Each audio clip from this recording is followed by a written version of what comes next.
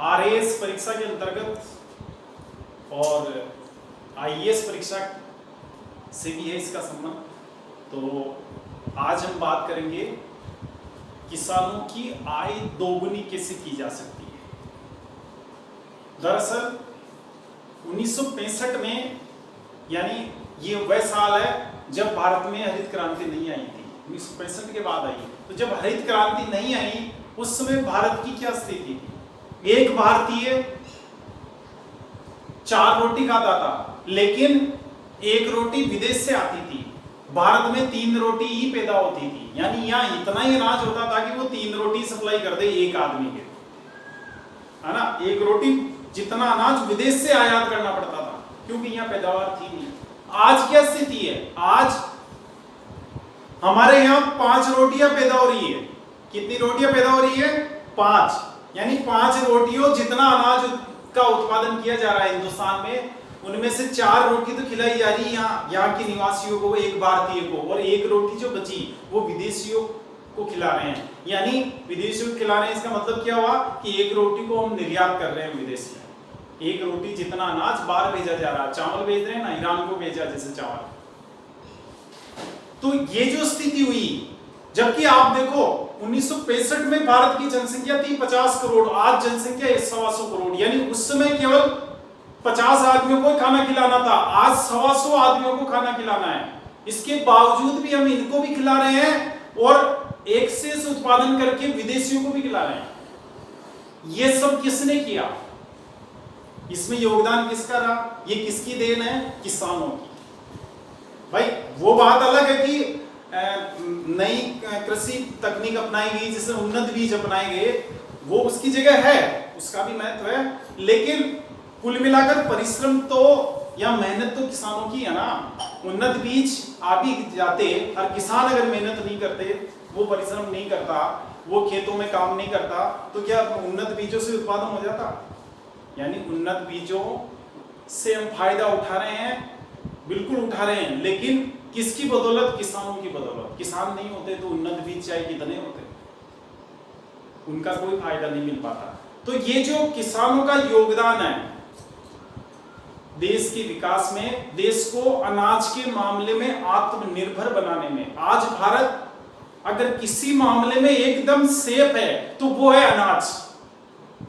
भारत बाकी मामलों में आप देखो, जैसे आज पेट्रोल की बात करें, अधिकांश पेट्रोल जितना अपने यहाँ वो होता पेट्रोल का, वो विदेश से आ रहा है। कहाँ है यहाँ पर? इतने 70 साल हो गए आजाद हुए, फिर भी वही स्थिति है भारत की। समझे आप? और भी कई वस्तुएं हैं। आज इलेक्ट्रॉनिक्स का बाजार, आप मोबाइल इस्तेमाल करते हैं, विदेश से आ रहा है। आपके घर में फ्रिज लगा हुआ है, पता लगा कि सैमसंग का फ्रिज है, फ्रिज कहाँ से आ रहा है? साउथ कोरिया से आ रहा है।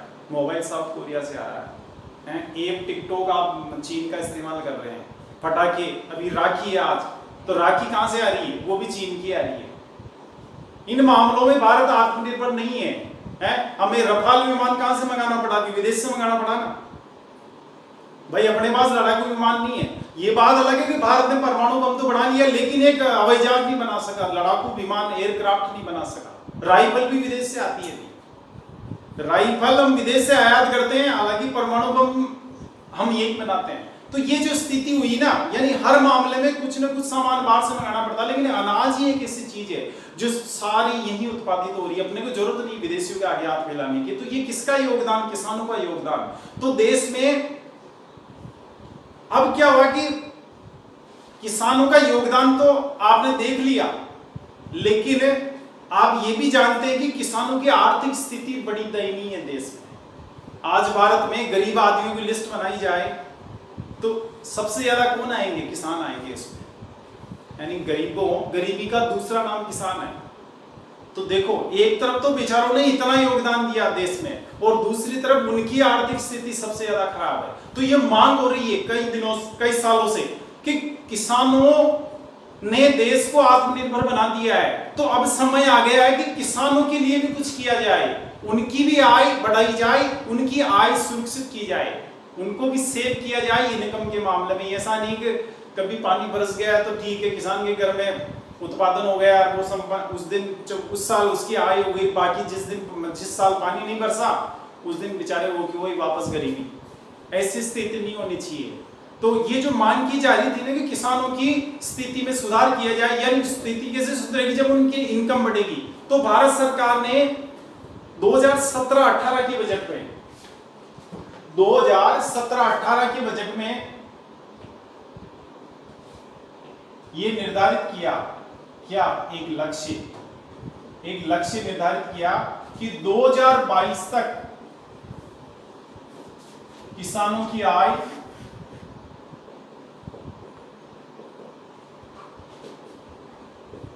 दोगुनी कर देंगे। कितनी कर देंगे? डबल कर देंगे उसको। The government of India set A target for doubling the income of farmers till the year 2022 in the budget of financial year 2017-18। तो भारत सरकार ने लक्ष्य क्या निर्धारित किया कि 2022 तक हम किसानों की आय दोगुनी कर देंगे। कौन सी आय की डबल होगी? इस साल जो थी, यानी 18 में किसी किसान की आय मान लो 1 लाख रुपए थी साल की, तो सरकार ने क्या किया कि 2022 में उस किसान की आय 2 लाख हो जाएगी। आप निश्चिंत रहो, चिंता मत करो, हम कर रहे हैं इस दिशा में प्रयास।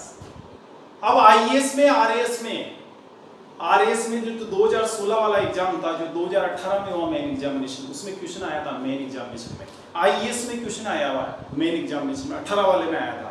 और इंटरव्यू में कई बार पूछा गया कि किसानों की आय डबल करने के लिए क्या कदम उठाया जाना चाहिए।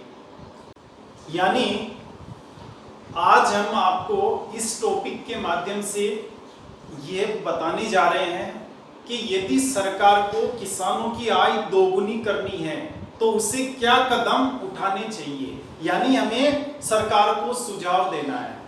What steps should be taken by the government of India for doubling the income of the farmers. तो चलिए शुरू करते हैं। सिलसिला।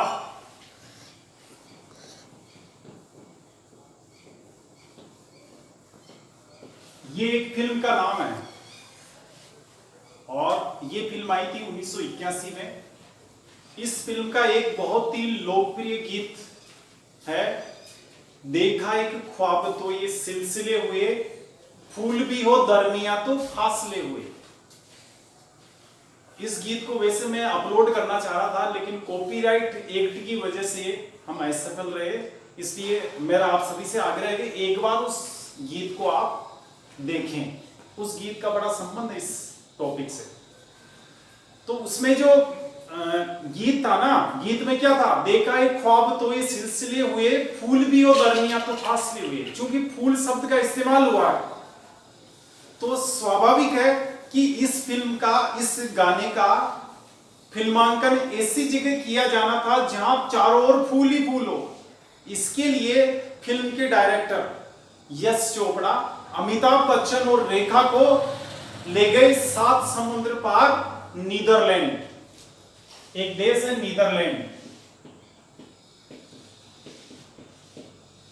नीदरलैंड, इसका पुराना नाम हॉलैंड है और ये वही हॉलैंड है जहां के निवासी यानी डच लोग भारत में व्यापार करने आए थे। भारत में सबसे पहले व्यापार करने कौन आए? यूरोप से कौन आए थे? पुर्तगाली। पुर्तगालियों के बाद दूसरी जाति जो आई या दूसरे लोग जो आए या जो दूसरे देश के लोग आए वो था हॉलैंड, और यहाँ के लोगों को डच कहते हैं। तो ये डच लोग आए इसके पुर्तगालियों के बाद। तो यहाँ पे क्या हो गया हुआ कि यश चोपड़ा उन दोनों को, एक्टर और एक्ट्रेस को ले गए नीदरलैंड। अब नीदरलैंड इसलिए ले गए कि नीदरलैंड में दुनिया में सबसे ज्यादा फूलों की खेती होती है विश्व में। जैसे आप अभी मान लो राजस्थान की बात करें, आप खरीफ मौसम में निकलेंगे, जुलाई अगस्त सितंबर में निकलेंगे तो खेतों में क्या ज्वार या बाजरा नजर आएगा या ग्वार नजर आएगा। और आप जैसे मान लो दिसंबर में जनवरी में निकलेंगे राजस्थान के खेतों का सर्वे करने तो क्या दिखेगा आपको? सरसों दिखेगी। वैसे ही आप अगर नीदरलैंड में गए खेत देखने तो वहां फूल ही फूल नजर आएंगे, फूलों ही फूलों के खेत है वहां, रंग बिरंगे कितनी ही वेराइटीज के फूल है। नीदरलैंड दुनिया में फूलों का सबसे बड़ा उत्पादक देश है और सबसे बड़ा निर्यातक देश भी है। यानी सबसे ज्यादा फूल पैदा भी वही होते हैं और दुनिया भर में सप्लाई भी वहीं से हो रहे हैं। वहां जितना उत्पादन होता है उसका लगभग 50% विदेश में एक्सपोर्ट कर दिया जाता है। दुनिया का ऐसा कोई देश नहीं है जो नीदरलैंड्स के फूल नहीं खरीदता हो। भारत में भी जब किसी राजनेता की डेथ होती है ना, तो सरकार पुष्पांजलि अर्पित करने के लिए नीदरलैंड से फूल मंगवाती है। हाल ही में भारत के एक राष्ट्रीय स्तर के नेता श्री सांवरलाल जी जाट का निधन हुआ था। तो उस वक्त पुष्पांजलि देने के लिए भारत सरकार ने नीदरलैंड से फूल मंगवाए थे। अब यहां नीदरलैंड का जिक्र क्यों किया जा रहा है, क्या जरूरत पड़ गई इस टॉपिक में? दरअसल क्या है, अभी जो लॉकडाउन रहा ना कोरोना के कारण, उस दौरान ये देश बड़ा ही चर्चित रहा। और चर्चा में आने का रीजन ये नहीं था कि यहाँ कोरोना के मरीज सबसे ज्यादा थे या यहाँ कोई कोरोना का संक्रमित था ही नहीं, ये कारण नहीं थे। कारण था यहाँ के फूल।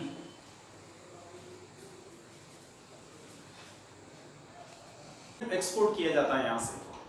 अब लॉकडाउन में जैसा कि आप जानते हैं हवाई जहाज बंद हो गए थे, अंतरराष्ट्रीय उड़ानें तो आज भी बंद है, अगस्त में भी बंद है, अभी चालू थोड़ी हुई है। तो अब चूंकि फूल ऐसा कृषि उत्पाद है कि ये तुरंत खराब होता है, तो जो जल्दी खराब होने वाली चीज होती है उसको अगर एक स्थान से दूसरे स्थान पर पहुंचाना होता है तो उसको हवाई मार्ग से ले जाया जाता है। तो ये हवाई जहाज से ही इसका परिवहन होता है। अब हवाई जहाज बंद हो गई तो इसका परिवहन भी बंद हो गया। जिन देशों में जाना था वहां नहीं जा पाया है, नहीं गया तो यहाँ प्रोडक्शन तो होगा ही। तो ऐसा थोड़ी कि कोरोना आने के बाद प्रोडक्शन एकाएक रोक दिया गया। ये तो प्राकृतिक क्रिया होती है, लंबी अवधि की प्रक्रिया होती है किसी कृषि उत्पाद को पैदा करना। ऐसा तो है नहीं कि भाई चलो अभी फैक्ट्री तो है नहीं कि उसको रोक दिया गया, अभी फूलों को रोक दो, अभी पैदा नहीं करने। तो अब उत्पादन तो जारी था, तो उत्पादन बहुत अधिक हो गया। अब हो गया तो नीदरलैंड का कोई किसान जैसे इस फूल को लेके आया हॉलैंड के या नीदरलैंड के एक शहर में, मान लो हेग में लेके आया। अब लेके आया वहां की मंडी में, तो वहां तो क्या आगे बेचने वाले तो उस जैसे कई किसान थे, सैकड़ों किसान आए हुए थे फूल लेकर, खरीदने वाले बहुत कम लोग थे। अब जब किसी वस्तु की पूर्ति उसकी मांग की तुलना में कम होती है तो उसकी कीमत क्या होती है, बढ़ जाती है। लेकिन जब पूर्ति मांग की तुलना में अधिक हो जाती है, खरीदने वाले तो कम होते हैं, बेचने वाले ज्यादा होते हैं, तो उसकी कीमत नीचे आ जाती है। ये अर्थशास्त्र का सिद्धांत है। मैं आपको अर्थशास्त्र में जब पढ़ाऊंगा भारतीय अर्थव्यवस्था, तो उसमें मांग और पूर्ति का सिद्धांत पढ़ेंगे हम। भारत की राजकोषीय जो पॉलिसी है सरकार की, उस सिलेबस में है आपके, उसके अनुसार पढ़ेंगे इसको। तो अभी ज्यादा बात नहीं करेंगे। तो जब मांग और पूर्ति के सिद्धांत के अनुसार क्या होता है कि जब वस्तु की पूर्ति उसकी मांग की तुलना में अधिक हो जाती है तो उसकी कीमत नीचे आ जाती है। ये अभी लॉकडाउन में यही हुआ फूलों के साथ, कीमत नीचे आ गई, बेचने वाले इतने किसान, खरीदने वाले कम। अब वहां के लोगों ने, लोकल लोगों ने कहा कि यार वैसे तो मैं 1 किलो खरीदता हूं रोज का फूल, लेकिन अगर तुम सस्ता दो, यानी वैसे 100 रुपए किलो बिकते हैं, अगर तुम 25 रुपए किलो दो मुझे, तो मैं 5 किलो खरीद दूंगा, 4 किलो खरीद दूंगा। ऐसे वहां के फूल वाले किसानों से वहां के उपभोक्ताओं ने या आम आदमियों ने कहा, तो किसानों ने मना कर दिया कि नहीं 25 रुपए किलो तो मेरे कॉस्ट पड़ रही है इसको पैदा करने की, 25 में मैं नहीं बेचता। तो किसान ने क्या किया, उसकी कोई टेंशन नहीं था कि कोई बात नहीं बिक रहा है, उठाए फूलों को, उनको बांधा गठरी में और ले गए सीधा कहां पे, कोल्ड स्टोरेज में, शीतागार। कहां पे ले गया, शीतागार में, कोल्ड स्टोरेज, शीत प्लस आगार। एक बिल्डिंग होती है जिसमें एसी लगे रहते हैं, वहां का टेम्परेचर 0 डिग्री या उससे कम रखा जाता है, यानी वहां गर्मी नहीं होती है। तो ये जो कृषि उत्पाद होते हैं जैसे सब्जियां या फल है या इस तरह जैसे फूल है, ये तुरंत खराब होते हैं ना गर्मी में, तो इनको सुरक्षित रखने के लिए क्या करते हैं, कोल्ड स्टोरेज में बंद कर देते हैं। अब साल भर भी ये बंद रहेंगे तो कुछ नहीं बिगड़ेगा इनका, 6 महीने भी बंद रहेंगे तो खराब नहीं होंगे। तो क्या होगा कि किसानों ने जाकर इसको कोल्ड स्टोरेज में रख दिया फूलों को, वहां नीदरलैंड के किसानों ने रख दिया कि अगले कभी न कभी तो लॉकडाउन खुलेगा ना, जब खुलेगा तब हवाई जहाज शुरू होगी तो बेच देंगे विदेशों में। हम क्यों, विदेश में 100 रुपए किलो बिकेगा, यहां तो 25 रुपए किलो बिक रहा है, मैं घाटा क्यों उठाऊं, हैं? तो वो घाटे से बचने के लिए क्या है कि उसने यहां आके शीतागार में उसको बंद कर दिया, यानी नीदरलैंड के किसानों पर इस लॉकडाउन का कोई असर नहीं पड़ा। समझ गया? अब आओ भारत में, आपने अभी देखे होंगे खरबूजे 2 रुपए किलो, 5 रुपए किलो खरबूजे बिके हैं, ऐतिहासिक रेट। मैंने अपने जीवन काल में 2 रुपए किलो खरबूजे रेट नहीं देखी, पहली बार इस बार देखी है। तो इसका रीजन क्या था? इसका रीजन ये था कि जैसे भारत में भी राजस्थान की बात करें तो राजस्थान में का कोई किसान है, जयपुर की मंडी में लेकर आ रहा है खरबूजे, लेकर आया। अब वो वैसे तो खरबूजे जाते हैं दिल्ली बिकने, लेकिन इस बार क्या है कि लॉकडाउन में परिवहन के साधन बंद हो गए, ट्रक बंद हो गए, ट्रक से जाता है खरबूजा, तो किससे भेजे? नहीं भेजे। अब नहीं भेजे तो वहां के लोकल आदमी आए जयपुर के खरीदने वाले, जैसे मैं ही चला गया और कोई लोग भी आ गए कि यार ऐसा है।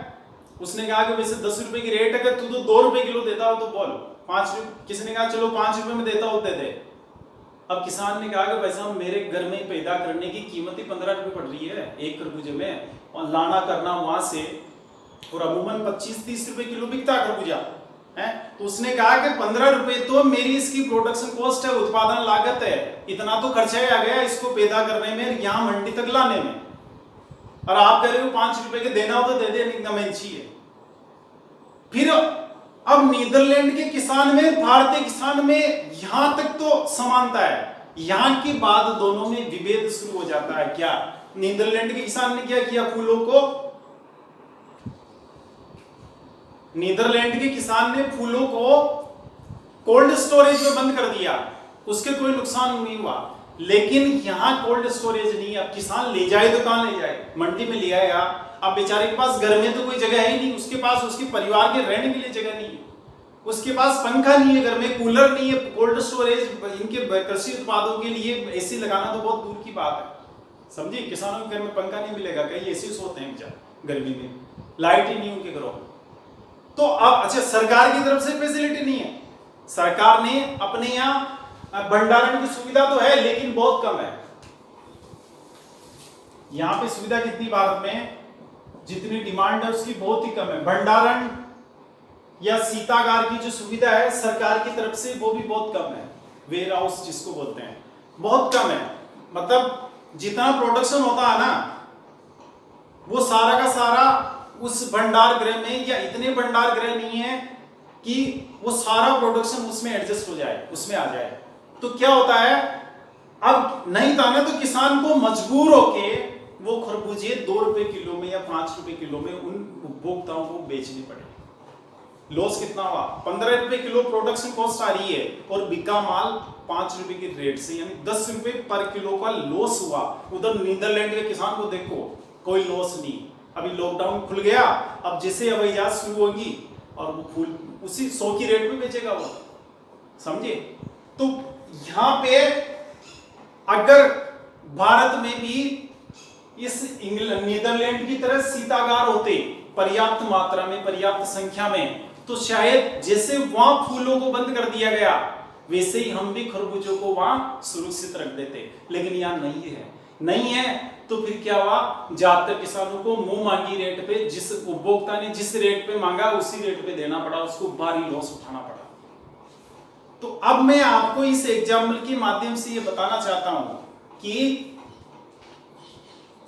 अगर किसानों की आय डबल करनी है 2022 तक, अपना उद्देश्य क्या आज के टॉपिक का, हम सरकार को ये सुझाव दे रहे हैं कि यदि आप 2022 तक डबल करना चाहते हो किसानों की इनकम को, तो आपको ये कदम उठाने चाहिए। तो पहला स्टेप क्या उठाना चाहिए?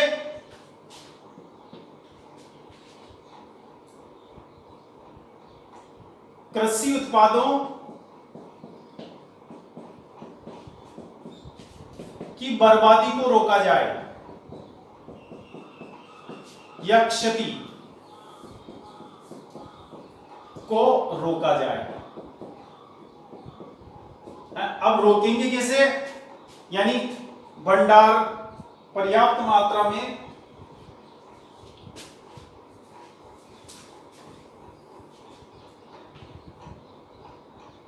पर्याप्त संख्या में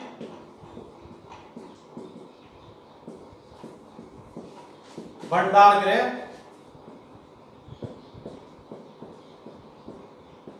एवं शीतागार भाई भंडार गृह क्या, सीतागार भी भंडार गृह ही है, लेकिन अब भंडार गृह एक तो नॉन एसी वाले होते हैं, साधारण होते हैं, ऑर्डिनरी जो भंडार गृह होते हैं। एक क्या होते हैं कि जैसे एसी वाले होते हैं जिनमें टेम्परेचर कम रखा जाता है तो उनको शीतागार कहते हैं। जो सामान्य होते हैं उनको सामान्य भंडार गृह कहते हैं, वेयर हाउस वगैरह जो होते हैं।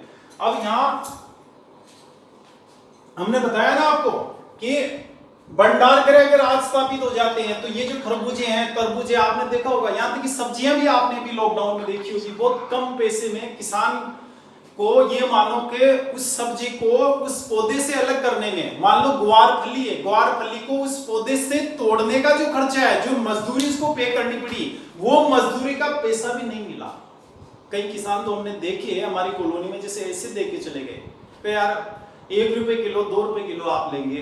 कई लोगों ने कहा हम तो नहीं लेते, हमारे पास पड़े हैं, तो चलो वैसे ले लो, फोकट में ले लो, हम पैसे नहीं लेने। उसने कहा किसान ने कि मैं यहाँ से वापस लेके जाऊंगा घर, तो वहां लेकर जाकर करूंगा क्या, पहली बात तो, और फिर एक्स्ट्रा यहाँ से वहां ले जाने का किराया, और तो इससे अच्छे आगे चलो आप लोग ले लो।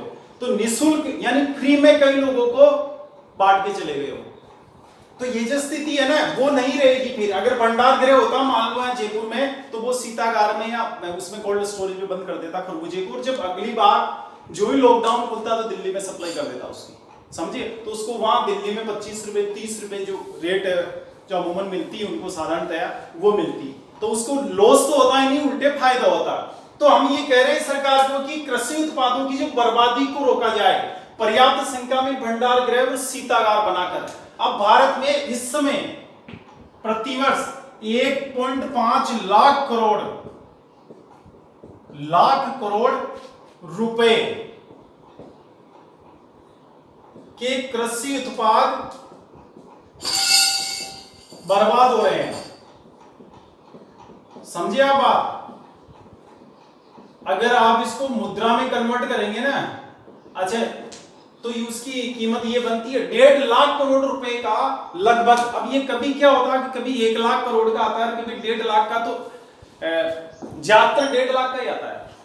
हर साल खराब होता है सामान, कौन सा, कृषि में जो कृषि फसलें जो पैदा होती है, कभी सब्जियां खराब हो रही है, कभी प्याज खराब हो रहा है, कभी आलू खराब हो रहे हैं, कभी टमाटर खराब हो रहे हैं, ये खराब हो रहे हैं। आप देखते हैं टमाटर, कई बार अखबार में फोटो आते हैं जीटी रोड के, दिल्ली से चंडीगढ़ के बीच के रोड को जीटी रोड कहते हैं, ग्रांड ट्रंक रोड, जो शेरशाह सूरी ने बनवाई थी।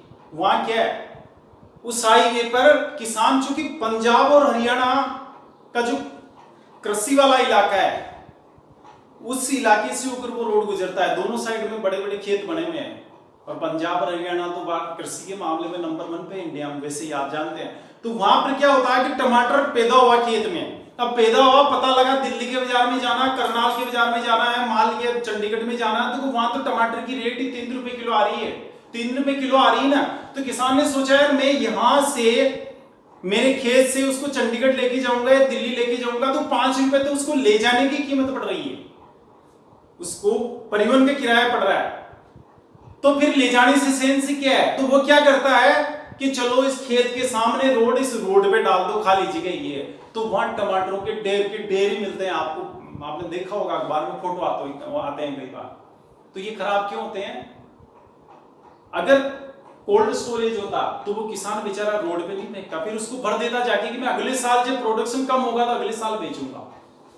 प्याज की आप देखते हैं कीमत कई बार, जैसे इस बार बीच में चली गई थी 60 से 70 रुपए, तो हुआ यूं कि प्याज की फसल खराब होने के कारण प्याज की फसल पैदावार बहुत कम रह गई थी, जलवायु कारणों से, बरसात के कारणों से, बरसात कम होने से, तो प्याज की पैदावार नहीं हुई ना। अच्छा, पुराना स्टॉक था नहीं अपने यहाँ, क्योंकि भंडारण की सुविधा नहीं है, तो था नहीं, तो प्याज पैदा कम हुआ। पैदा कम होने से क्या हुआ कि जब किसी चीज की सप्लाई कम होती है, मांग ज्यादा होती है, तो उसकी रेट बढ़ जाती है, तो इसलिए प्याज की रेट बढ़ गई। अब रेट बढ़ गई, अगर स्टोरेज, जबकि पिछले साल रेट बहुत कम थी, अभी प्याज की रेट चल रही है होलसेल में आप जाएंगे 10 रुपए किलो इस वक्त, अभी लॉकडाउन में ये रेट थी। वैसे आप जैसे रिटेल में खरीदते हैं खुदरा 1 किलो 2 किलो, तो वो आपको 15 रुपए किलो के आसपास मिल जाएगा, और जबकि 60 रुपए किलो गया था इसी साल, इसी फाइनेंशियल ईयर में।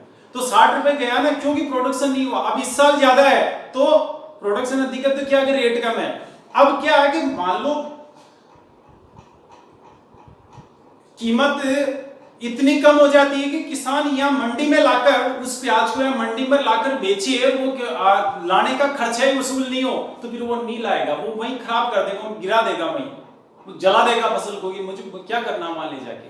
तो ये इतना प्याज साल में खराब होता है, टमाटर खराब होता है। कारण क्या है कि भंडारण की सुविधा नहीं है। सुविधा नहीं होने से जिस साल प्रोडक्शन अधिक हो जाएगा, रेट नीचे आ जाती है, नीचे आते किसान को नुकसान होता है। नुकसान होता है तो फिर क्या है कि सामान की बर्बादी होती है, समझ गए। तो अब अपने यहाँ क्या है, सब्जियों में भी ऐसी स्थिति है, आप देखते हैं टमाटर वगैरह में, इनमें तो मैंने क्या बताया आपको कि 1.5 लाख करोड़ रुपए का कृषि उत्पाद, यानी ये जो कृषि फसलें, कृषि उत्पाद का मतलब कृषि फसलें हर साल बर्बाद हो रही है। तो सरकार अगर इनकी बर्बादी को रोक ले तो ये 1.5 लाख करोड़ रुपए बच जाएंगे। किसकी जेब में जाएंगे? किसानों की जेब में। कहां जाएंगे?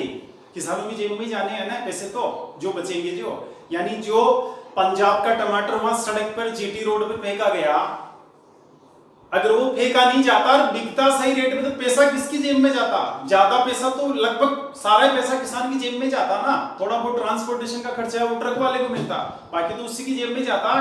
तो किसानों की बढ़ेगी ना आय। तो टमाटर अगर नष्ट होने से बचेगा, खरबूजा अगर नष्ट होने से बचेगा, है खरबूजा नष्ट होने से बचेगा। भाई जैसे गांव से खरबूजे वाले को पता लगा कि यार वहां जयपुर की मंडी में तो बिकी खरबूजे 5 रुपए की रेट से रहे हैं, तो फिर ले जाने से कोई सेंस नहीं है, यही खराब कर दो, बांट दो या पटक दो सड़क पे। तो अगर वही खरबूजा अगर 20 रुपए की रेट से बिकता, 25 रुपए की रेट से बिकता, तो पैसा किसकी जेब में जाता? किसान की जेब में। तो आय किसकी बढ़ती? किसान की। यानी किसान की आय अगर बढ़ानी है तो ये जो सामान खराब हो रहा है, इसको खराब होने से, बर्बाद होने से रोका जाए। 1.5 लाख करोड़ रुपए की राशि बहुत बड़ी होती है, समझ गए आप। मनरेगा का सालाना खर्चा कितना मानते हैं आप? 60,000 करोड़ रुपए। 50 से 60 है, कभी 60,000 करोड़, कभी 50,000 करोड़ ऐसे आता है सरकार का बिल। भारत सरकार जो मनरेगा चलाती है ना, रोजगार गारंटी स्कीम, तो मनरेगा का वार्षिक या मनरेगा की वार्षिक लागत, ये सरकार की कॉस्ट बढ़ती है इसमें। पूरे भारत के किसानों को, मजदूरों को जो मनरेगा के तहत रोजगार दिया जाता है, उस रोजगार की कीमत सरकार के क्या बढ़ती है? लागत बढ़ती है 60,000 करोड़ रुपए पूरे साल भर की, है ना। और इधर बर्बाद कितना हो रहा है? 1.5 लाख का। यानी मान लो लगभग अगर आज हम इस 1.5 लाख करोड़ को बचाते हैं तो ये मान लो कि जो नरेगा में सरकार जितनी मजदूरी दे रही है मजदूरों को, उसकी डबल देने की कैपेसिटी रख सकती है ना। तो 1.5 लाख करोड़ रुपए बचाने अगर देश में, तो उसके लिए क्या करना पड़ेगा अपने को कि भंडार गृह और शीतागार की पर्याप्त संख्या में व्यवस्था करनी पड़ेगी, और ये व्यवस्था सरकार की तरफ से होगी। भारत में किसान आर्थिक रूप से इतने सक्षम नहीं है। हाँ, सरकार चाहे तो प्राइवेट कंपनीज की सेवा ले सकती है, रिलायंस की ले सकती है, विदेशी कंपनियों को भी ले सकती है कि भाई आप आओ, स्थापित करो या भंडार स्टोरेज बनाओ, स्टोरेज का जो सालाना किराया आप किसान से ले सकते हो। भाई सरकार के पास पूरे संसाधन नहीं है तो वो कंपनियों को आगे ला सकती है। लेकिन अगर चाहे उसका मन है, अगर इच्छा शक्ति है गवर्नमेंट की, तो ये काम इतना मुश्किल भी नहीं है। तो ये 1.5 लाख करोड़ रुपए आपके बच जाएंगे, आपके घरों में आएंगे, आपके किसान के बैठेंगे।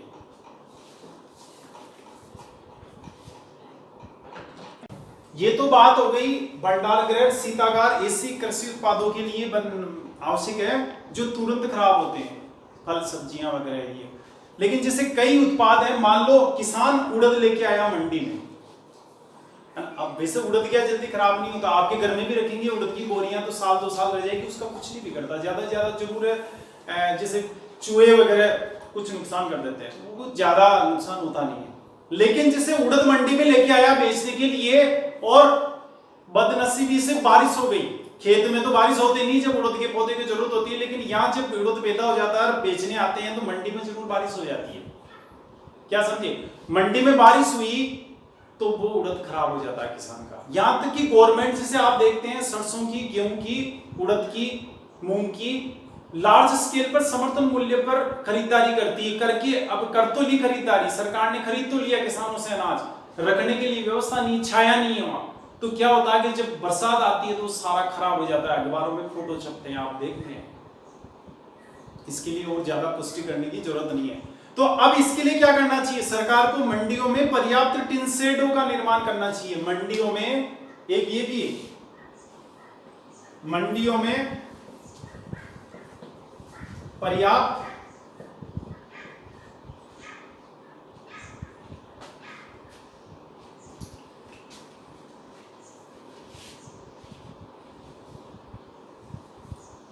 यहां पे लिख देते हैं, मंडियों में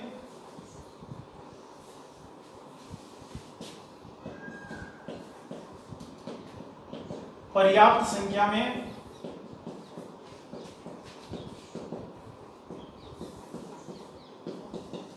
छाया या टिन शेड की व्यवस्था की जाए, यानी ये भी बहुत बड़ा काम है। मंडियों में अनाज खराब हो जाता है तो उसको बर्बाद होने से रोकने के लिए ये है कि आप कम से कम टिन शेड तो बनवा दो।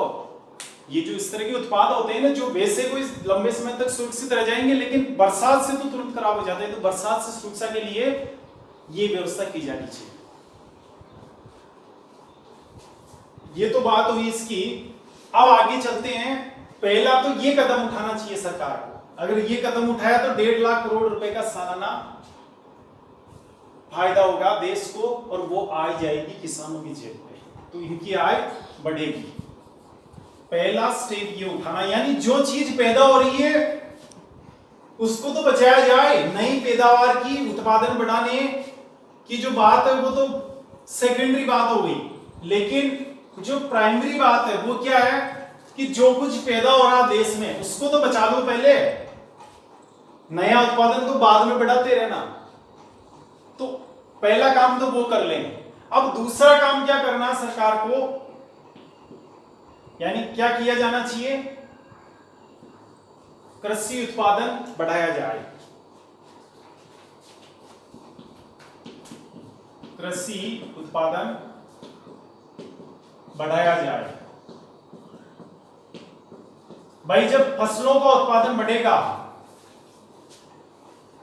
हैं, किसी किसान के मान लो साल में 1 लाख रुपए का अनाज पैदा हो रहा है या कृषि जिनसे पैदा हो रही है वो अगर 2 लाख की हो जाए, हैं, 5 बोरी गेहूं हो रहे हैं, या मान लो 5 बोरी मक्का की पैदा हो रही है, 5 बोरी गेहूं भी पैदा होने लग जाए, और उधर 5 क्विंटल या 5 टन मान लो उसमें खरबूजे भी पैदा होने लग जाए, तो किसान की आय डबल या ट्रिपल हो जाएगी ना, फिर बढ़ेगी ना। तो अपने को क्या करना है, दूसरा जो उपाय है कि कृषि उत्पादन बढ़ाया जाए। उसके खेत में मक्का हो रही है, उड़द हो रहा है, मूंग हो रहा है, कपास हो रहा है, तो उसके खेत में गेहूं भी पैदा होना चाहिए, उसके खेत में सरसों भी पैदा होनी चाहिए, चना भी पैदा होना चाहिए, खरबूजे, तरबूज, हैं, सब्जियां भी पैदा होनी चाहिए। यानी हमें उसका उत्पादन बढ़ाना है खेत में। आज गांव में किसानों की गरीबी का सबसे बड़ा कारण है कि प्रोडक्शन बहुत कम है, खेती तो है वहां। अब उत्पादन बढ़ाने के लिए क्या करना है अपने को, अब आपको देखो यहां क्या है, चाहे आरएस की तैयारी या आईएएस की तैयारी, पूरा ही सिलेबस ऐसे ही है कि सभी बातें वही हैं, सभी टॉपिक वही हैं जो आपको अपने इर्द गिर्द दिखाई देते हैं, बस उनको सही भाषा में समझकर उस भाषा में वहां लिखना है एग्जाम में, ये काम करना है। इसलिए अगर आप सिस्टमेटिकली ऐसे समझते जाओगे तो आईएएस और आरएस की पढ़ाई तो बहुत आसान है, वहां रटने का काम नहीं है, बस समझते जाना है। अब अपने को ये देखना है कि कृषि उत्पादन कम क्यों है गांव में। चलो आप ही देखो, आप खुद किसान हो, आपके खेत में 10 बीघा जमीन है, आपके उत्पादन कम क्यों है, क्या कहोगे आप कि साहब हम चाहें तो, यानी हमारे खेत में साल में 3 फसलें पैदा हो सकती है लेकिन एक ही हो रही है, खरीफ की होती है, केवल हम मक्का की फसल ही ले पाते हैं, ज्वार ही ले पाते हैं। ज्यादातर खेतों में क्या पैदा होती है, जैसे राजस्थान की बात करें ज्वार की फसल होगी, बाजरे की फसल होगी अभी खरीफ में। बस भारत में मानसूनी जलवायु है, आप सभी जानते हैं, और मानसूनी जलवायु में क्या होता है, साल के केवल 3 माह ही बारिश होती है, मिड जून से मिड सितंबर लगभग। ये पूरे भारत की बात करें, जैसे राजस्थान में तो 3 महीने का होता सीजन बारिश का, लेकिन जो पूरे भारत की बात करें तो मिड जून से मध्य जून से मध्य सितंबर तक मानसून रहता है, बरसात रहती है। अब फसल ऐसी चीज है कि उसको पैदा करने के लिए क्या क्या किसकी जरूरत है? पानी की जरूरत होती है। तो पानी तो यहाँ केवल मेनली जून से सितंबर के महीने में, 4 महीने में या 3 महीने में ही उपलब्ध है। बाकी तो साल में 8 महीने तो पानी है ही नहीं। इसका मतलब क्या हुआ कि 8 महीने हम खेत से फसल नहीं ले सकते, 4 महीने ले पाते। इसीलिए तो राजस्थान के ज्यादातर खेतों में, जैसे आपके भी खेत होगा, तो आपके पास 5 खेत है, तो 5 खेत में से ये मानो 3 खेत ऐसे होंगे जिनमें साल में एक ही फसल ले पाते हो, क्योंकि वहां पानी की व्यवस्था केवल कहां से? बरसात से, वर्षा के पानी पर आश्रित है वो खेत। तो उस खेत में पानी नहीं होने के कारण क्या होता है? एक फसल हो रही है, यानी प्रोडक्शन साल में केवल खरीफ का ही हो पाता है। रबी का या जायद की फसल का जो प्रोडक्शन है वो वहां नहीं हो पाता है। वो फसलें वहां नहीं बोई जा सकती है। नहीं बोई जा सकती है ना, क्यों नहीं बोई जा सकती? पानी नहीं है, यही तो रीजन है ना, पानी नहीं है। अब पानी, भाई पानी के 2 सोर्स हैं, जल के दो स्रोत हैं, एक तो वर्षा और एक होती सिंचाई। वर्षा आप जानते हो, ऊपर से जो पानी बरसता है वो तो 4 महीने बरसता है भारत में। और ये सिंचाई, अब सिंचाई का मतलब होता है फसल में कृत्रिम तरीके से जल पहुंचाना, उसे कहते हैं सिंचाई। सिंचाई की परिभाषा क्या हुई? फसल को कृत्रिम तरीकों से या कृत्रिम स्रोतों से पानी देना, वो कहलाती है सिंचाई। अब सिंचाई की सुविधा भारत में आज जाएंगे कृषि भूमि का 48% ही सिंचित। क्या समझे? भारत में जितने खेत है, मान लो 100 खेत है, तो 100 खेत में से 48 खेत में ही सिंचाई की सुविधा है। अब सिंचाई कहां से होती है? कुआं। नंबर 1 में इंडिया में कुआं ही है, उसके बाद नहरें हैं, कुएं हैं, या जैसे ट्यूबवेल वगैरह भी है। अब इनके लिए बांध बनाए जाते हैं, निकट बनाए जाते हैं, तालाब बनाए जाते हैं। तो ये सोर्स है बाद में सिंचाई के। अब यहां सिंचाई की जरूरत इसलिए है कि यहां बरसात 4 महीने हो रही है। कुछ दुनिया के जैसे विश्वतरेखीय देश है, आप चले जाओ ब्राजील में गन्ना पैदा होता है, भारत में भी गन्ना पैदा होता है। वहां गन्ना पैदा करने की कीमत बहुत कम आती है, क्योंकि वहां क्या है, रोज वर्षा होती है 2 बजे बाद। विश्वतरेखीय देश है वो, तो वहां क्या होता है, 2 बजे तक तो गर्मी पड़ती है बहुत तेज, और 2 बजे बाद होती है बारिश मूसलाधार। वहां ब्राजील में आपको कुआं नहीं मिलेगा। जो विश्वतरेखीय वाला इलाका है ब्राजील का, मलेशिया का, इंडोनेशिया का, वहां क्या स्थिति है, कांगो का, वहां पर आपको कुआं, न तो कुआं मिलेगा, न नहर मिलेगी, न ट्यूबवेल मिलेगी। जरूरत नहीं है, वहां सिंचाई की कोई आवश्यकता नहीं है। वहां क्या होता है, रोज ही पानी बरसता है ऊपर से। लेकिन भारत, वहां कौन सी जलवायु है? विश्वतरेखीय जलवायु, जहां रोज वर्षा होती है। भारत में मानसूनी जलवायु होती है, तो उसमें क्या होता है कि 4 महीने बारिश होती है। तो यानी 8 महीने पानी ऊपर से नहीं आता, तो नीचे से व्यवस्था करनी पड़ती है। अब नीचे से व्यवस्था करने में स्थिति यह है कि केवल आधे खेत ही ऐसे हैं भारत में जिनमें सिंचाई की सुविधा उपलब्ध है।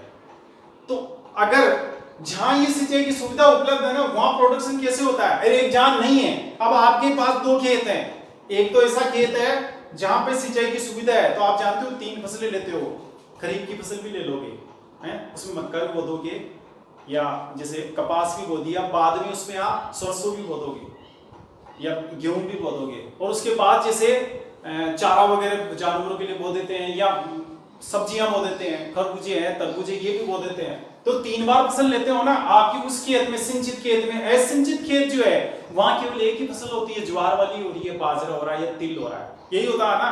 तो उस ज्वार बाजरा तिल वाले खेत में भी अगर पानी पहुंचा दे तो वहां भी फिर 3 फसलें होगी। समझ गए आप? तो समस्या क्या है प्रोडक्शन बढ़ाने की? पानी, सिंचाई।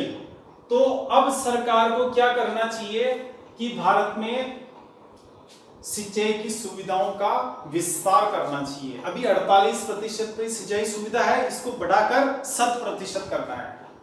अब समस्या ये आती है कि साहब सिंचाई की सुविधाओं का करें तो कैसे करें विस्तार? पानी लाए तो कहां से लाएं? अब सिंचाई के लिए सरकार द्वारा क्या कदम उठाए जाने चाहिए? तो पहला जो कदम है वो है नदियों को जोड़ना। नदियों को जोड़ना। भारत में कुछ नदियां ऐसी है जहां साल भर पानी प्रवाहित होता है और कुछ नदियां ऐसी है जहां केवल वर्षा काल में ही पानी दिखाई देता है, बाकी साल के 6-8 महीने तो वो सूखी रहती है। तो इन नदियों को जोड़ेंगे। कौन सी नदियों को? जिन नदियों में पानी बहुत बहता है, साल भर बहता है, उनसे किसको जोड़ा जाना है? जहां पानी कुछ महीनों में बहता है। तो जो साल भर जिनमें सप्लाई होती है ना पानी की, वो पानी क्या होता है कि उन नदियों में चला जाएगा जहां 7-8 महीने साल के जो सूखी रहती है, तो वहां भी सप्लाई हो जाएगी पानी की। अब अभी आप देख रहे हैं ये एक नदी है भारत में, ब्रह्मपुत्र, यहां से निकली हुई है। ये ब्रह्मपुत्र नदी है और ये ऐसे आके ये बांग्लादेश में चली जाती है। जब राजस्थान में पहली बारिश नहीं हुई थी ना, इस साल की बात कर रहा हूं, जुलाई में, उस वक्त तो यहाँ बाढ़ आ चुकी थी इस असम में। ये असम का इलाका है और ये ब्रह्मपुत्र नदी यहाँ बाढ़ लेकर आती है हर साल। बाढ़ इसलिए आती है कि यहाँ वैसे तो भारत में सबसे ज्यादा पानी इस ब्रह्मपुत्र नदी में ही है। कारण क्या है? बहुत लंबी दूरी तय करके आती है। यहाँ से आ रही मानसरोवर झील से, चीन से। ब्रह्मपुत्र में पानी कहाँ से आ रहा है? चाइना से।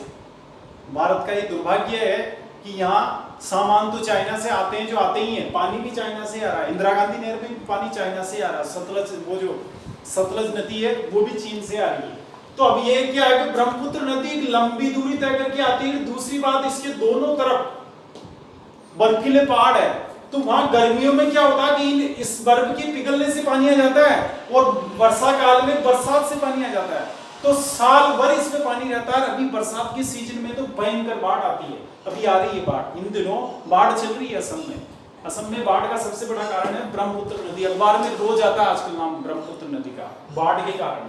तो इस ब्रह्मपुत्र के पानी को यहां से कट लगाकर अगर यहां लाया जाए भारत में, जैसे राजस्थान लेके आ गए, इधर मध्य प्रदेश में ले आए, महाराष्ट्र के विदर्भ वाला जो इलाका है वहां ले आए, कर्नाटक में ले गए नीचे, तो ये इतना पानी आता है ब्रह्मपुत्र में कि इसका जो वर्षा काल का पानी है ना, केवल उसी को आप खींच के लियो।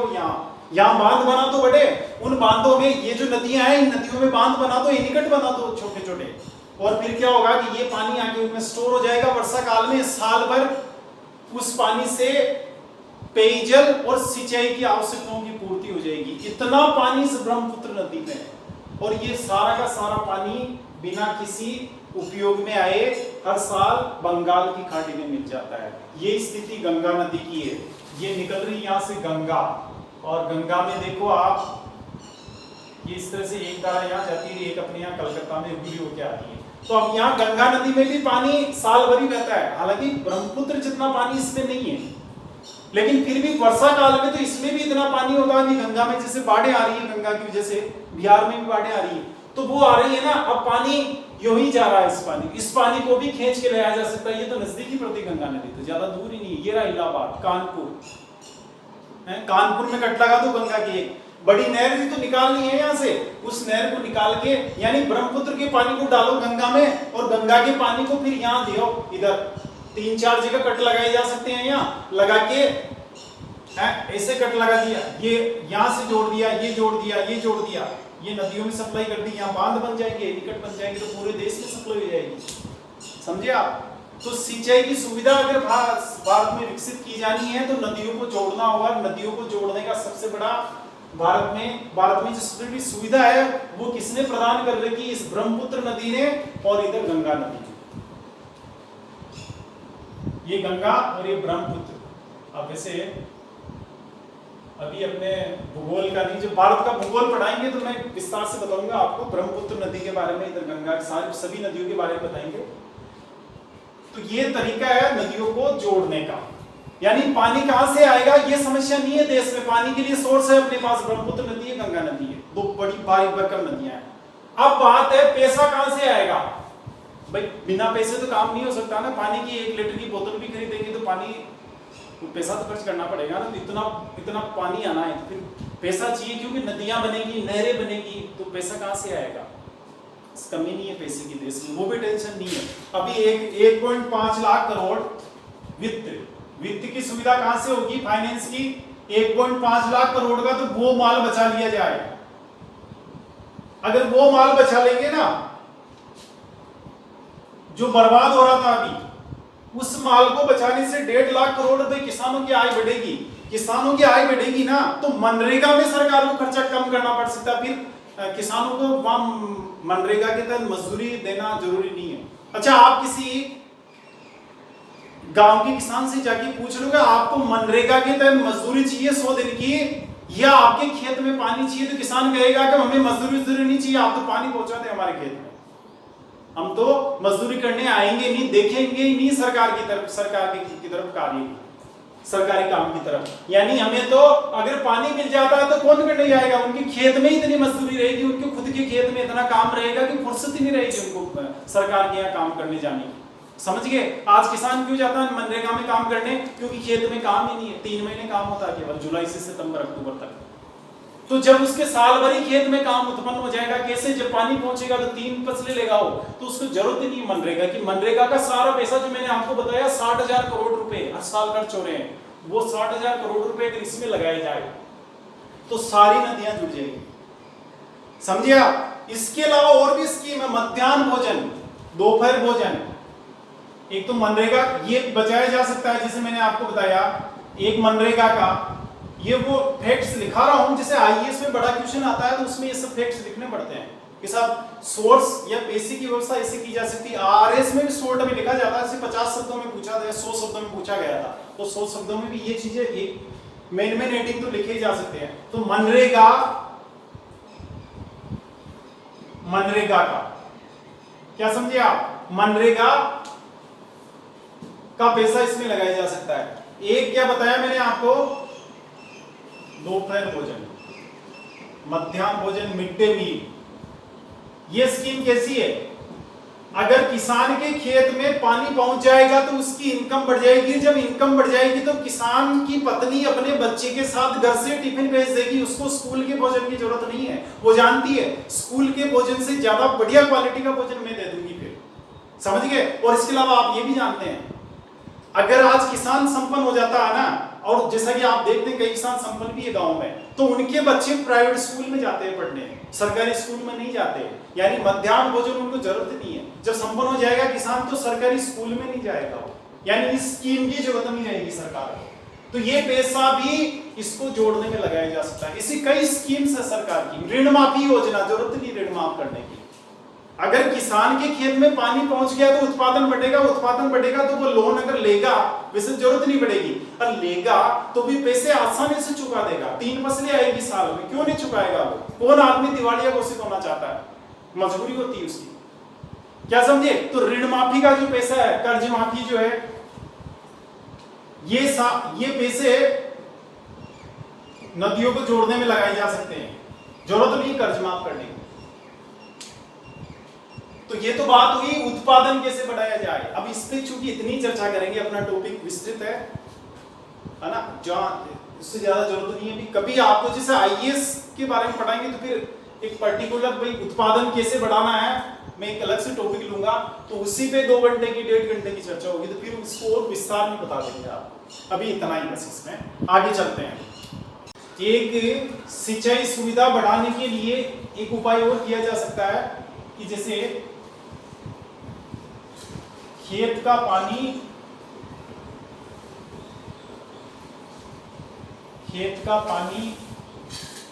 खेत में,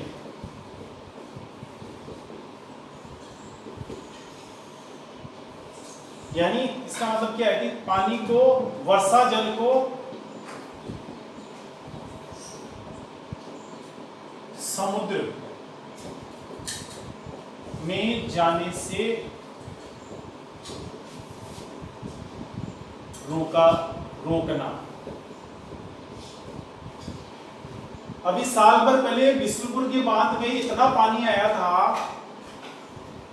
कि लगभग ये मानो 1 महीने तक, 20 दिन 25 दिन तक इसके गेट खुले हुए थे, और इतना पानी इससे निकाला गया कि उस पानी को अगर रोक लेते तो 2 बांध और भर जाते इस जैसे। यानी इसका मतलब क्या हुआ, 3 साल तक एक बूंद भी नहीं बरसती, फिर भी जयपुर और अजमेर शहर के लिए बिशुनपुर से पानी की सप्लाई होती रहती है, यानी बनास नदी से सप्लाई होती रहती है। समझे, अपने पास इतना पानी स्टोरेज में रहता है। अब आज जैसे इस बार अभी जुलाई पूरी निकल गई, बारिश नहीं हुई, तो चिंता हो रही है, सरकार को भी हो रही है, आम पब्लिक को भी हो रही है कि क्या होगा, बिशुनपुर बांध में पानी बहुत कम रह जाएगा इस साल, हो सकता है गर्मियों में परेशानी आए, फिर अगर एक बूंद भी नहीं बरसी, अभी बरसात बहुत कम हुई है, तो ये समस्या नहीं आती। अगर हम उस पानी को, जब इतनी बारिश हुई, जिस साल वर्षा ज्यादा हो उस पानी को तो हम रोक नहीं पाते, तो जिस साल वर्षा नहीं होती है तो फिर हमें क्या है, पछताना पड़ता है। क्या होता है, हमारे हाथ में कुछ नहीं रहता, जो वर्षा पानी हो तो निकल गया। अब प्रकृति तो क्या आगे बैलेंस बनाए रखती है, भाई हमने 3 साल का पानी 1 साल में बरसा दिया आपकी, अब आप रोकते उसको, अब नहीं रोका तो उसमें हमारा क्या कसूर है, सही बात है। इसका मतलब क्या होना चाहिए कि जैसे बिशुनपुर बांध है बनास पे, ऐसे 2 बांध और होते, तो क्या होता है कि जब भी बारिश ज्यादा होती है तो वो तीनों ही बांध उस पानी को रोक लेते, तो उस अब आगामी 3 साल तक भी बारिश नहीं हो, तो पहले साल एक बांध से पानी की सप्लाई होगी, वो खाली हो गया, फिर अगले साल दूसरे बांध से सप्लाई होगी पानी की, फिर वो खाली हो गया, अगले साल फिर तीसरे बांध से हो गई। 3 साल तक पानी नहीं भी बरसे फिर भी पेयजल और सिंचाई के लिए हमें परेशान नहीं होना पड़ेगा। यानी सिंचाई की सुविधा बढ़ानी है तो क्या करना चाहिए, अपने को ज्यादा से ज्यादा बांध बनाए, एनीकट बनाए, तालाब बनाए, ताकि ऊपर का जो पानी आ रहा है उसको समुद्र में जाने से रोका जाए। वो बिशुनपुर बांध से जो पानी छोड़ा गया वो कहीं नहीं रुका, वो सीधा फिर बंगाल की खाड़ी में चला गया, समझ गए, जिसका यानी किसी के काम में नहीं आया वो पानी, समझ गए। तो अब यहाँ क्या करना, अपने को खेत के पानी को खेत में रोकना है। अभी राजस्थान सरकार की वैसे एक फार्म पॉन्ड योजना चल रही है, ऐसे खेत में क्या होता है, एक पॉन्ड खोद दिया जाता है बड़ा सा, और उस पॉन्ड में, इस खेत में जितना पानी गिरेगा ना बरसात में, वो सारा का सारा पानी इस पॉन्ड में इकट्ठा हो जाएगा। या आसपास में भी खाली जमीन है, किसी का खेत नहीं है, तो वो पानी भी आकर इसमें इकट्ठा हो जाएगा। इससे फिर क्या करेंगे, साल भर वो किसान फसल उत्पादित कर सकता है, अपने खेत में पानी की सिंचाई कर सकता है इस पानी से, इस फार्म पॉन्ड से। तो कहने का मतलब क्या हुआ कि अगर पानी को हम रोक ले, वर्षा का ही तो आया था पानी इस खेत में, वर्षा पानी कहां से गिरा, ऊपर से गिरा खेत में, और इकट्ठा होकर इसमें समा गया सारा इस पॉन्ड में, जिसका इस्तेमाल हम साल भर करते रहते हैं। किसान उससे फसल पैदा करता ही है, तो ये इससे क्या होता है कि किसान की खेत में उत्पादन बढ़ जाता है। एक तो जैसे एक फसल ही पैदा हो, लेकिन फार्म पॉन्ड भरा है आपके पास, तो उससे 2 फसल 3 फसल भी आप ले सकते हो। तो कहने का आशय क्या हुआ कि खेत के पानी को खेत में ही रोकना है अपने को, यानी फार्म पॉन्ड बनाए जाए ज्यादा से ज्यादा, इसकी बड़ी उपादेयता है फार्म पॉन्ड की। और वैसे जैसे एनीकट है, छोटे एनीकट होते हैं, चेक डैम होते हैं, तालाब होते हैं, छोटे बांध होते हैं, वो ज्यादा से ज्यादा बनने चाहिए, ताकि जिस नदी में, नाले में जो पानी बह रहा है वो बहकर समुद्र में नहीं जाए, वहीं रुक जाए, तो आसपास के खेतों में पानी की सप्लाई हो जाएगी। और इसके अलावा पानी भरा रहेगा तो आसपास के जो कुएं हैं, जो ट्यूबवेल्स हैं, उनका जल स्तर भी बढ़ जाएगा, है ना। तो जल स्तर बढ़ेगा तो कुओं में पानी होगा, तो किसान कुओं से सब सिंचाई कर लेगा, तो उसके उत्पादन बढ़ जाएगा। तो ऐसे ये कई तरीके होते हैं, यानी वर्षा जल का संरक्षण करना या वर्षा जल को समुद्र में जाने से रोकना एक बड़ा उपाय हो सकता है कृषि उत्पादन बढ़ाने की दिशा में।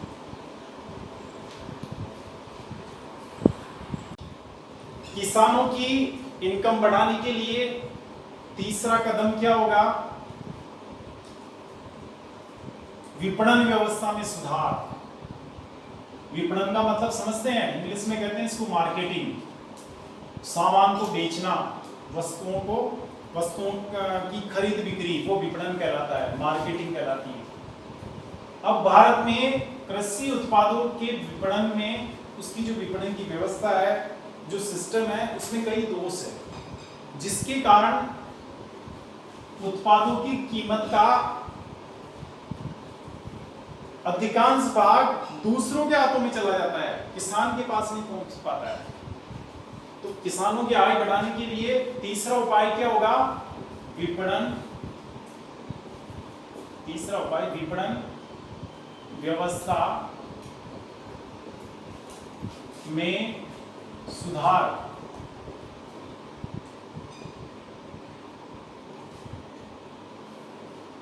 Improvement in marketing system of agriculture products.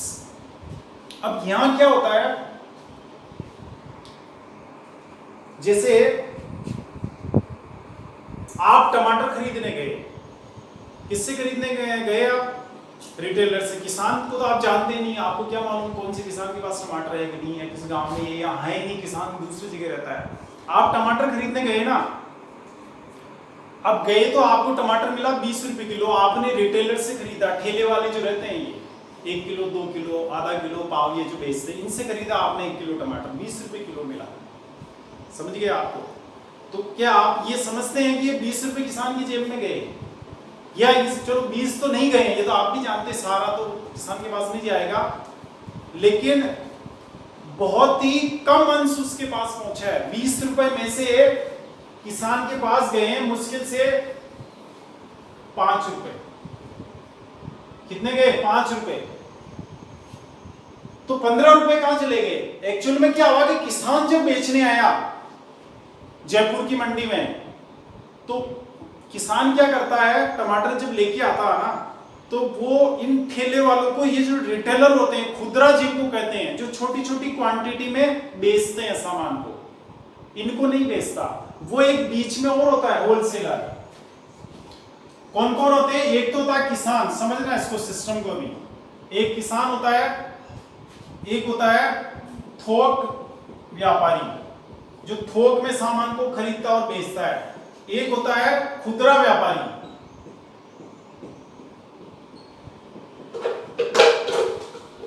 अच्छा, यहां खुदरा व्यापारी कौन है टमाटर के मामले में? वो ठेले वाला जिससे आपने 1 किलो टमाटर खरीदे, और थोक व्यापारी आप नहीं जानते, उससे इस खुदरा व्यापारी ने खरीदे, और किसान से खरीदे इस थोक व्यापारी ने। तो किसान लेके आया टमाटर मंडी में, अब उसने क्या आगे थोक व्यापारी को दे दिए 5 रुपए किलो की रेट से।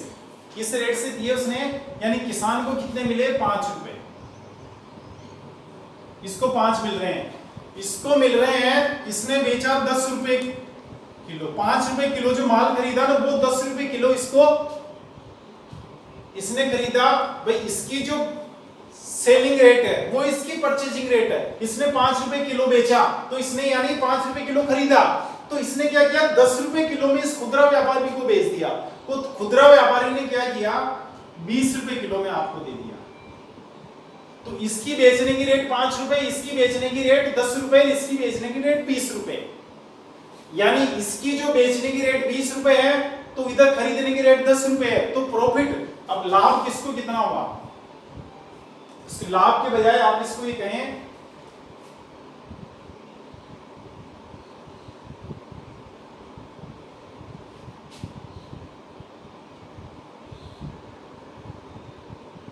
अंतर राशि। किसकी ज्यादा अंतर राशि? देखो इसको कितने मिले? 10 रुपए। भाई इसने 10 रुपए किलो में खरीद के आपको 20 रुपए किलो में दे दिया, 10 रुपए इसको मिले। इसने 5 में खरीद के आप इसको 10 रुपए में दे दिया, तो इसको मिले 5 रुपए, है ना? और किसान को तो 5 रुपए मिले ही नहीं। अब यहां पे देखो आप, इस किसान ने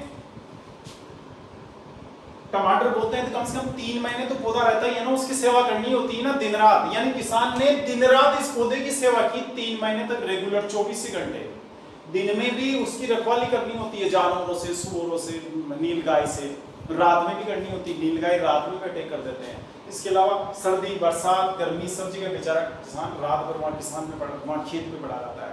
3 महीने उसने काम किया, मेहनत की इस टमाटर को पैदा करने के लिए, है ना? इसने क्या किया? 3 महीने काम करके जो चीज बना रहा है वो, उस चीज को लाके सुबह 8 बजे यहाँ मंडी में आया जयपुर, और इस 8 बजे इसको भेज दिया। इसने 10 बजे तक, यानी 8 बजे खरीद लिया, 10 बजे इसको दे दिया। इसने काम कितने घंटे किया? 2 घंटे। इसने काम किया 3 महीने। कार्य अवधि इसकी है 3 माह, इसकी है 2 घंटे, और इसकी है 10 बजे इसने खरीदा, तो शाम को ये 7-8 बजे तक बेच देते हैं। 10 घंटे मान लो इसकी, 8 घंटे 10 घंटे मान लो। यानी 10 बजे खरीद रहा है ना तो 8 बजे बेच के फ्री हो जाएगा ये, 10 घंटे इसकी।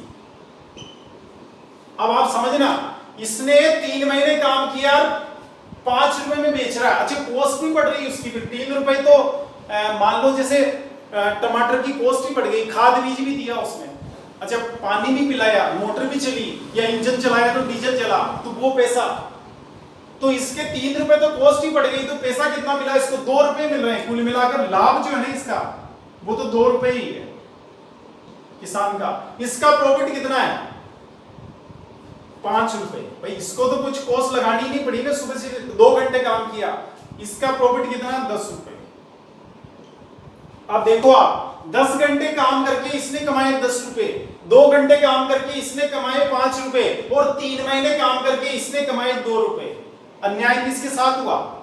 इस किसान के साथ हुआ ना। अच्छा, फिर आपको, अच्छा कंज्यूमर को भी कोई फायदा नहीं हुआ। जैसे आप खरीदने गए तो आपको तो 20 रुपए मिला है, तो ये सबसे बड़ा दोष है। यानी जो सबसे ज्यादा मेहनत कर रहा है उसको सबसे कम फायदा हो रहा है।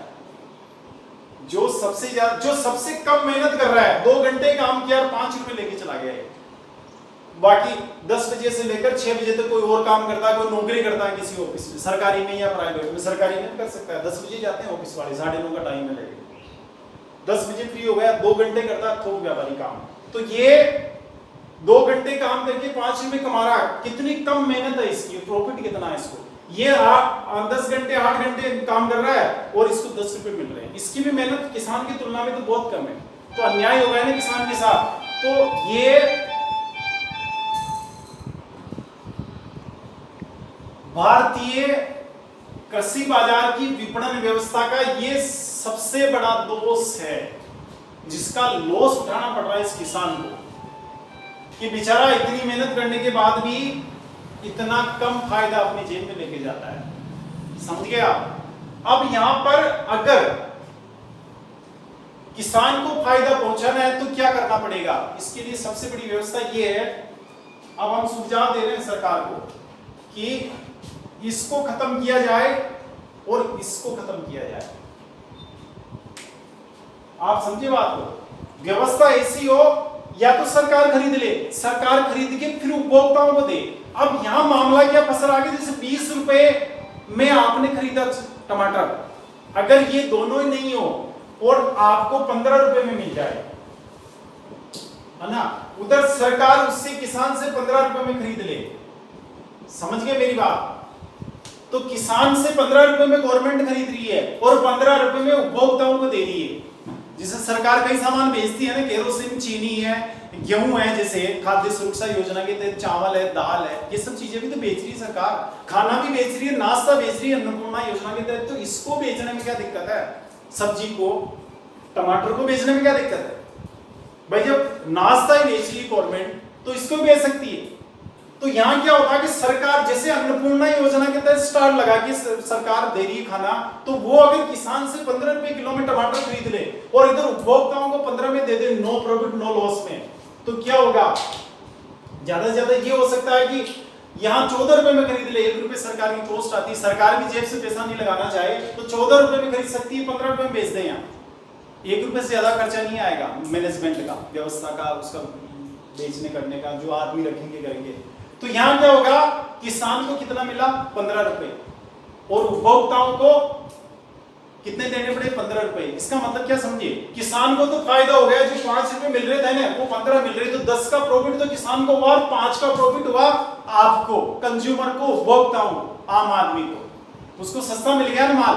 तो जब सस्ता मिलेगा तो आप ज्यादा खरीदोगे। जब कोई चीज सस्ती होती है ना तो वो ज्यादा मांग की जाती है। खरबूजे जब 2 रुपए किलो हो गए लॉकडाउन में, या 5 रुपए किलो हो गए, लोगों ने देखा पिछले साल मैंने 25 रुपए किलो खरीदे, इस बार 5 रुपए किलो आ रहे, चलो 5 किलो खरीदते हैं, 20 किलो खरीदते हैं, थोक में उठा लाए लोग। तो जब कीमत कम होती है तो उधर डिमांड बढ़ जाती है। जब डिमांड बढ़ेगी ना तो इधर किसान भी ज्यादा पैदा करने के लिए प्रोत्साहित होगा। उसे मालूम है कि मुझे कीमत भी अच्छी मिल रही, 15 रुपए मिल रहे हैं, और उधर डिमांड भी अच्छी बाजार में। डिमांड तब बढ़ेगी जब सामान सस्ता होगा। महंगा हो जाएगा तो खरीदार भी चलो रे यार, आधा किलो से काम चला लेते हैं, महंगे। तो यहाँ उपभोक्ता को भी फायदा हुआ और किसान को भी फायदा हुआ, अगर इन दोनों को खत्म कर दे, सरकार व्यवस्था कर दे। अब आप कहोगे साहब ये बेरोजगार हो गए, अरे भाई बेरोजगार हो गए तो ये प्रॉपर तरीका नहीं है रोजगार देने का। ये तो युवा बात हुई कि जैसे नई दिल्ली का जो अंतरराष्ट्रीय बस अड्डा है वहां कोई जेब कतरा पकड़ा जाता है और वो आप उसको इस आधार पर, मान लो आप पुलिस अधिकारी और इस आधार पर छोड़ दोगे बेचारा ये बेरोजगार हो जाएगा। तो यार इसको रोजगार देने के लिए 50 आदमियों की जेब थोड़ी कटवाएंगे। यानी इन 2 आदमियों को रोजगार देने के लिए हम यहाँ 50 किसानों का नुकसान थोड़ी करेंगे। ये प्रॉपर तरीका नहीं रोजगार देने का। रोजगार देने का मतलब ये नहीं कि एक को फायदा पहुंचाने के लिए आप 50 का नुकसान कर दो। समझे बात को? इसलिए सबसे बढ़िया व्यवस्था ये हो सकती है, सरकार सीधा खरीदे किसान से और उपभोक्ताओं को उपलब्ध कराए। समझ गया? खुद थोक व्यापारी, खुदरा व्यापारी। अब इसमें क्या है, अभी जो मार्केटिंग व्यवस्था है उसमें क्या है, गवर्नमेंट की तरफ से समर्थन मूल्य योजना चला रखी है एक सरकार ने। आप जानते हैं आपके पिताजी भी किसान है, वो जो बेचने आए होंगे सरसों है, आपके गेहूं है, या जैसे चना है, उड़द है, मूंग है, इनको सरकार खरीदती है एक मिनिमम प्राइस पर।